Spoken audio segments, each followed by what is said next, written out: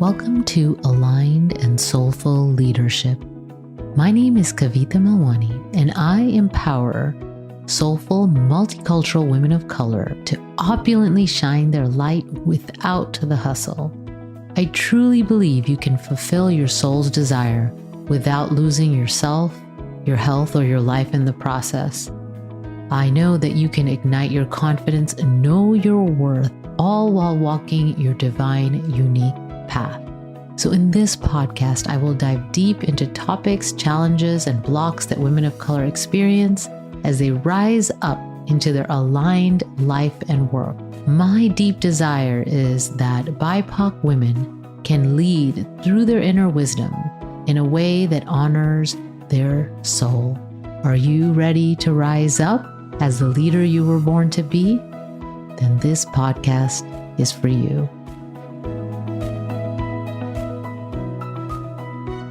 So do you struggle with procrastination? Maybe you are moving tasks from one day to the next. Maybe you are doing things such as washing dishes or cleaning up or scrolling social media or basically anything else but working on the things that you have and need to do for your work in the world or for your business, and you just don't know what to do. You've tried some techniques and you're not sure how to move past your procrastination. So if sounds familiar to you and this is something that you're struggling with, then this episode is for you. So keep listening. So the procrastination, let's start with defining what procrastination is. So it's defined as, just having anxiety about a task, or you just moving a task till later because you didn't have time to get to it, or you look at the task and then you think, well, let me check my email first, or, oh, I really need to do this first, or you get phone calls or other distractions or other things that are sure important as well, but these tasks just keep moving forward. So if you're a leader, then you know how important it is for you to be decisive and to take action on a regular basis and to complete your tasks. So this can really get in your way. If you're feeling this sense of not accomplishing what you would like or what you need to, and you keep procrastinating something, then this can prevent you from reaching your level of success and alignment that you want in the world. So now if you are a person that you just don't get to the task because you actually are full, your calendar is so full that you honestly can say you did not have time. Honestly looking at your day, how you're spending your moments, then this is another issue. This is not what I'm talking about. This is about managing your time and maybe even looking at the fact that you may be just doing too much. Okay. So that is a different issue. And I have some episodes that I've shared in the past about, working with time and time management. And I have those, I'll put some links in the show notes to those episodes if you like to go and listen to that. This is more about that dread or anxiety you feel about a task and you just keep moving it and using distractions or other tasks that may or may not be important instead of doing those tasks. So in order to move past it, I think it's really important to understand why you keep procrastinating. So I'm going to list several ways, 4 main reasons that I have seen that people procrastinate. Okay. So the first reason is your task may be just way too big. Now, this also can contribute to a time management issue, right? So that's one of the time management tips, which is to break your tasks down to smaller, digestible tasks, usually about half an hour to an hour, right? Depending on what works for you. But if you believe in things like the Pomodoro method, 25 minutes is the ideal time. Okay. So if your task is too big, if you're looking at some of the things or one of the things that you have been procrastinating, and if it's something that's going to take, let's say, more than an hour or half an hour, then that may be the reason you're procrastinating because feels like such a big thing to do. And it's going to take so much energy and so much time. And so therefore you just don't want to do it. Okay. So if that's the case, then breaking down the task is the best solution. And I'll go more into that a little later. So the second reason that you may be procrastinating is that you are bored. The task that you're keep procrastinating is monotonous and is something you really don't enjoy. So if you have read Gay Hendricks' book, The Big Leap, he talks about finding your zone, right? So you have your zone of incompetence, your zone of competence, your zone of excellence, and your zone of genius. And when you're doing tasks that are in your zone of incompetence or zone of maybe competence, even those tasks can feel kind of monotonous, maybe something that you're not excited about. And someone else may find those things exciting and really interesting. But for you, it may just feel like a monotonous task. Okay, so that might be some of the reason that you are procrastinating a task. So now think about if you can bring to mind something that you keep delaying and seeing if is it something that you just don't like. It's kind of boring for you. It's kind of feels like monotone. It feels like, another thing I have to do again. I have to do this again. Okay. So see if that's part of the reason for you.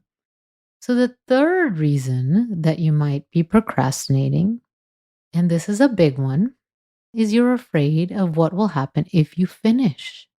So now if the tasks that you're looking at completing or the task is something that's going to determine the trajectory of your career or your business, or you feel that it is, or it's a task that's going to be seen by others. Maybe it is a presentation, or if you're an entrepreneur, a blog post, even something like this podcast, right? And so if it's something like this that you're going to put out something out in the world, you're going to share part of who you are, share that into the world. And that is something you're procrastinating. Then this has to do with mindset. And this has to be with what is it that you're afraid of? What are you afraid is going to happen if you finish this task? So it may be people might judge you, people might think that you somehow are not good enough, or even better, if you actually finish it, it's going to move you forward in a positive direction. And then what will that mean? Will that mean more responsibility? Will that mean you have to continue to produce results? What would it mean if you actually finished this task? What is the story that you're telling yourself? Because in the end, it's just the story. It's the story you're saying. It's actually not for sure set in stone that that is what's going to happen. And so, just to recap the three reasons that I've shared so far, your task is too big, you're bored, and the task is just monotonous for you, or you're afraid what will happen if you finish the task, right? Especially if it's something that you have to share in the world. And so the fourth reason that you may be procrastinating is you are just tired. Maybe you are burnt out, you're tired, you're not giving yourself time to rest.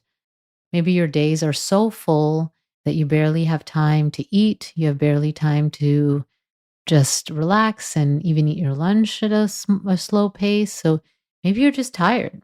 And so part of the reason you're procrastinating is that you just don't want to do another thing and you're just tired. Okay, so these are the four main reasons that I have seen that people procrastinate. Okay, and so which of these reasons resonate? Which of these reasons do you feel is contributing to your procrastination?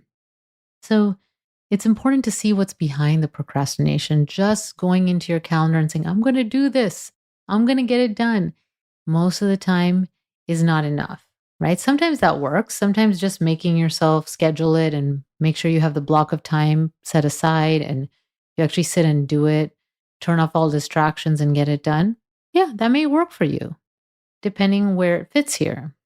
Okay, so I would say that really be clear about what is behind your procrastination for this specific task.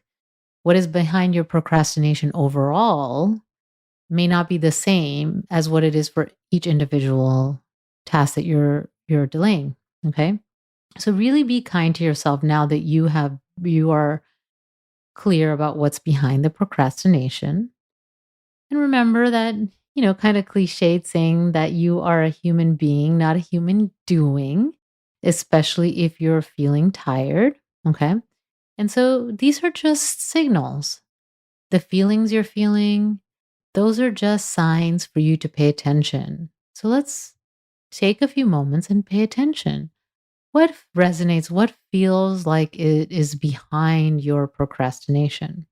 So I promised that I would go through each of these and I'll give you the tips based on what the reason is that you discern. Okay. So, first, if it is the task is too big, I started talking about that. You can break down the task, make it less than 30 minutes, put it in your calendar. Okay. And so, this is a way that you can make it easier to accomplish. And then you get the wins, right? You get to see, oh, I finished that. I finished that step. So that can be motivating if you're motivated by task completion. Okay. So that's one way to tackle a task that's too big. And if it's a task that's too big, check when your deadline is. Is that deadline movable? Can you make any changes there? And so you can also look at how many tasks. So let's say you have a task such as creating a presentation. Okay, so this is a task that a lot of people have on their schedules. And so maybe to you, that feels like it's going to take so much energy. Maybe you're not sure about what your topic is going to be, but you know the topic, but all the pieces of it feel so big. And so then you break it down and you say, okay, I'm going to do a 30-minute brainstorming session of the topic.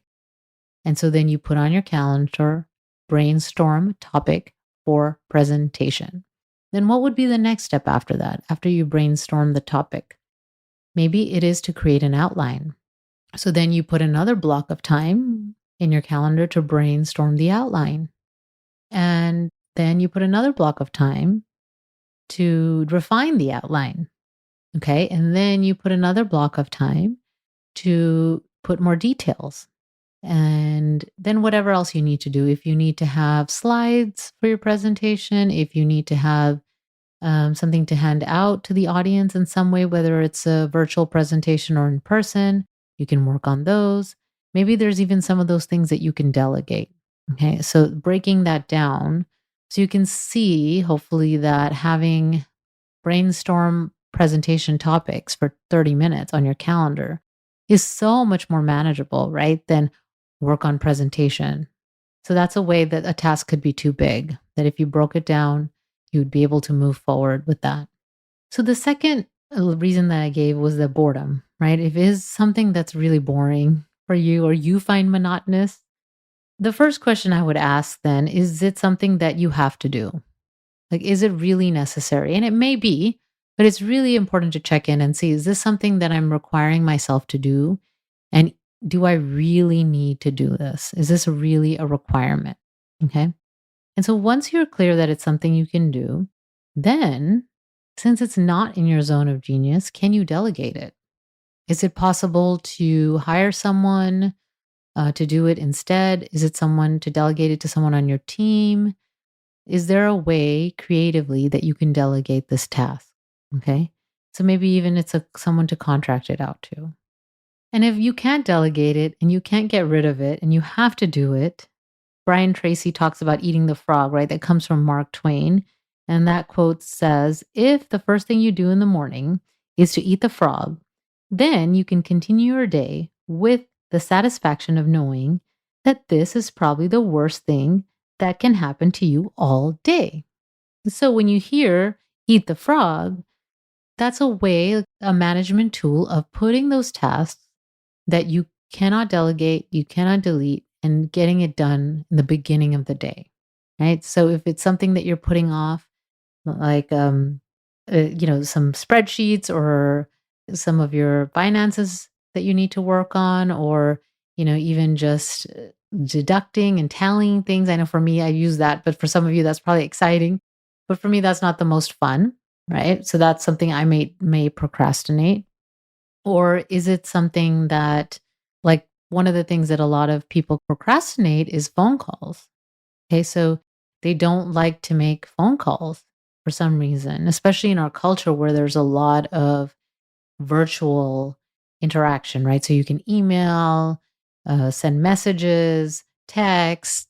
There's so many ways. I'm not even going to go into all the ways that you can communicate virtually that doesn't involve actually calling someone.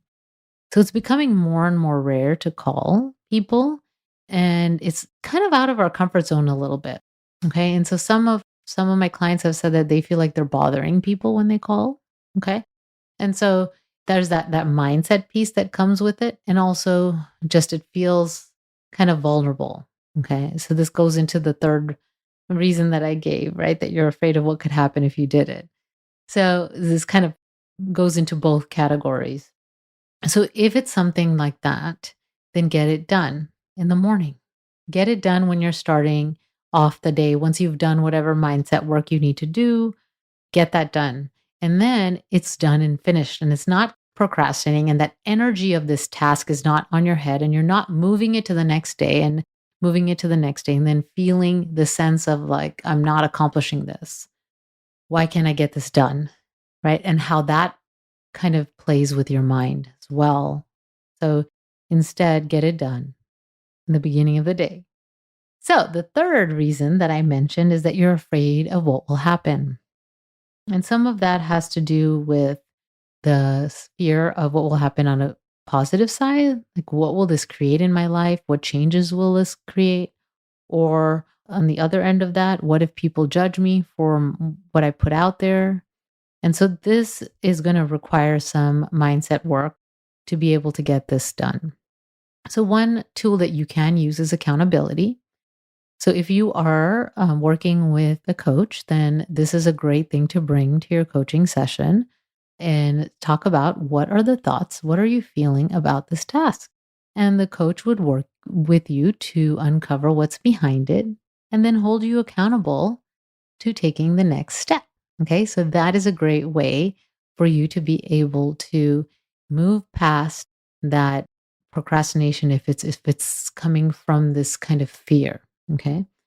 The other thing is if you have a friend that can hold you accountable, right? So maybe you have someone that you can send a text or you have a quick phone call with. You can even create a relationship with someone as an accountability buddy, right? And you hold each other accountable, and maybe you have a weekly, bi-weekly, monthly call to check in, and you just focus on the task. So I don't want this to be like a 5-hour phone call, right? So you really stick with 15, 20, maybe max 30 minutes where you call each other and you each take turns, maybe even set a timer and talk about what are some challenges and what you're committing to. Okay, so this accountability can be very helpful to move you forward. The other thing that you can do, and maybe you can do it in addition to the accountability, is really write out what is the worst that's going to happen here. Write out the worst case scenario. What is the worst that could happen? Well, if I write this blog post or I put out this podcast, people will think it's boring, or people will make negative comments, or whatever the thought process is. Okay. And so then look at the worst case scenario and keep continuing to ask, and then what? So someone will say, give negative feedback on the podcast. And then what? And then other people might read it. And then what? They might judge me. And then what? Maybe some clients won't want to work with me if they read that. Then what? And then it probably stops there. And then maybe my business won't succeed. And then what? Right. So this is, I'm demonstrating for myself, right? Like putting out this material, this podcast can be a mindset game sometimes. And so that's some of the thoughts I can have sometimes about, well, what are people going to think? And what if they don't like it? And, what are the consequences of that? Right. And so working out that worst case scenario in my mind and really checking in, well, I can live with that. It's okay. But what's the best that can happen? What's the great thing? Someone would benefit, right? So that's one of my thoughts when I create these podcasts. Someone will actually benefit. Someone will be able to move past a block in their life. Someone will actually be able to accomplish something in their life. I can help someone move into and step more into their leadership. Okay. And so those best that can happen scenarios are so much more compelling, are so much more important than the small possible worst case scenario. Okay, so starting with what the fear is and then what is the best that can happen. Like there is a reason that you chose to go down your path and to step into your leadership. And so what is that? What is it that you would like to accomplish and what could be the best case scenario here? And then the last one, although it's last, it's not the least important. Last one is if you're tired. And I think you know what I'm going to say now, that if you're tired, it's time to rest. And I'm talking about really resting consciously. I'm not talking about just taking some time away from your desk and doing some other work like housework or taking care of others. I'm talking about resting. What is rejuvenating to you? What can be like true rest? Like, would reading a book be rejuvenating to you? Would watching your favorite episode of whatever you're watching be rejuvenating to you? Would doing some stretches and a meditation be rejuvenating to you? But what can you do to rest and rejuvenate? Really look at that. And from there, choose what to do. Okay. Allow yourself the space to rest. And when you come back, this task is going to be and seem completely different. You may be able to see it from a different perspective. Maybe you decide you don't need to do it. Maybe you delegate. Maybe you decide, oh, it is actually too big. That's probably why also contributing in addition to me being tired. So I'm giving you permission, if you needed it, to actually rest and take some time off. This is something that we often don't do. And so I'm going to recommend that you do it. Okay. So good, but to recap, procrastination is a sign, something you need to pay attention to. If you're procrastinating a task, instead of beating yourself up, instead of just trying to just force yourself into it, just take a moment and look at it and check what's behind the procrastination. So, and also give yourself the space and remember that you're a human being. Slow down and check in. Okay. And so, what are the reasons that I have given? In addition to that, there are other reasons that you may be procrastinating. And what are that? What are those reasons? So, some of those things that I've read are, perfectionism, fear of failure, fear of criticism, low self-esteem, trouble focusing, waiting until the last minute, resisting challenges, decision fatigue, which is something that I've been reading more and more about, and it's really fascinating. Maybe you're having a hard time connecting to the why behind the task, right? So whatever those are some other reasons that I've read. The ones I share today are what I have seen in my work with clients.